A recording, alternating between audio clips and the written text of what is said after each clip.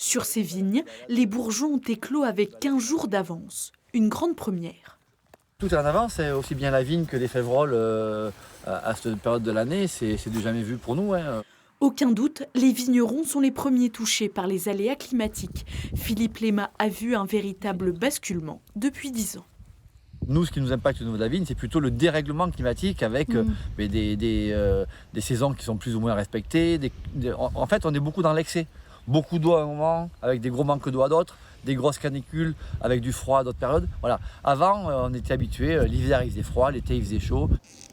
Cette réalité a un impact sur les nouveaux millésimes, notamment sur leur degré d'alcool. On a pris on a pris 3 degrés en 10 ans. Il y a des clients qui sont très sensibles à ça parce que quand ils voient 15,5, ils pensent à plein de choses. Ils pensent à alcool, ils pensent à voiture, ils pensent à... Voilà, donc ça peut être un frein. Et cette hausse des températures se répercute également sur le goût du vin.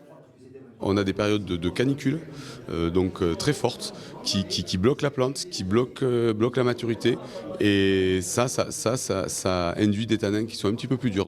D'après l'Observatoire national sur les effets du réchauffement climatique, les vendanges ont lieu en moyenne 18 jours plus tôt qu'il y a 40 ans.